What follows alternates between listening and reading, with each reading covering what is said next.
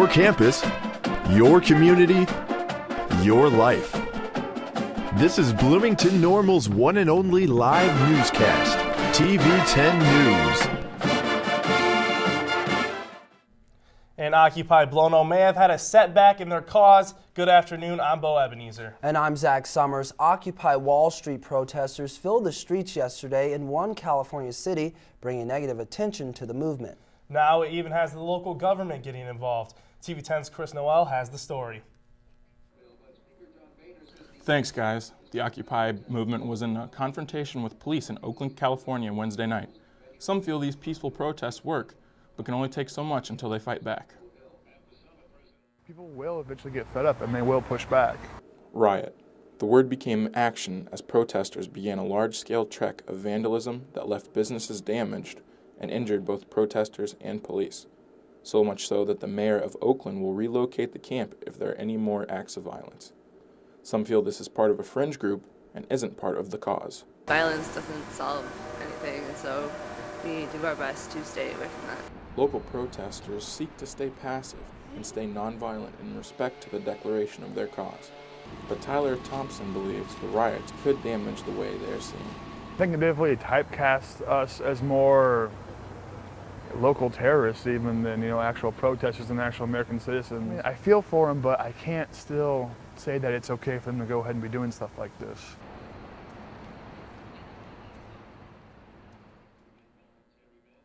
The Occupy Blono protesters say that the riots will only bring the community closer. Reporting for TV 10 News, I'm Chris Noel. Back to you at the desk.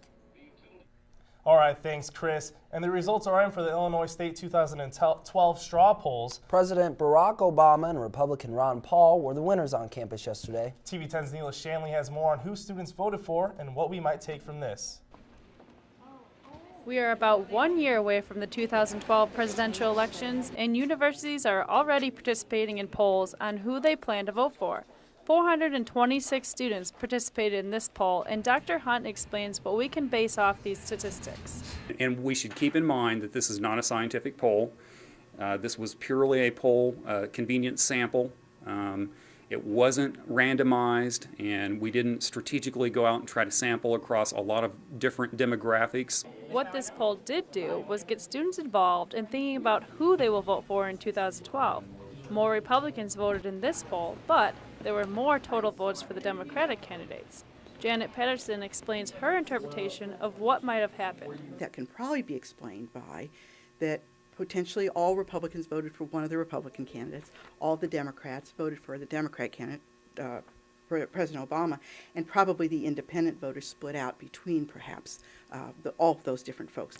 The younger generation has become involved with elections immensely in the past several years.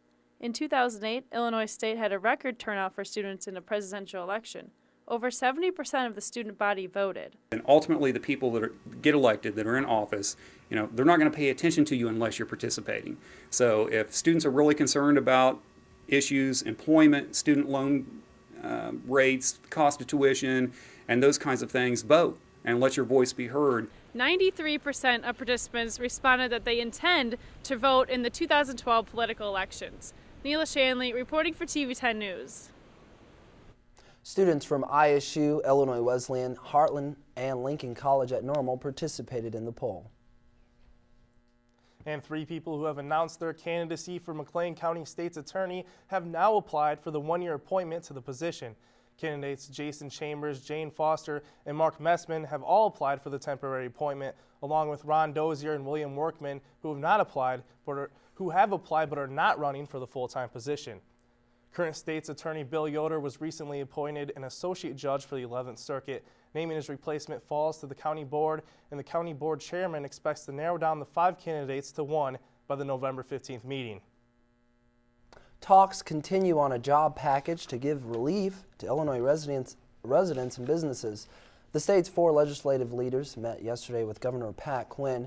They want to come up with a package that goes beyond just offering tax breaks to Chicago's major financial exchanges.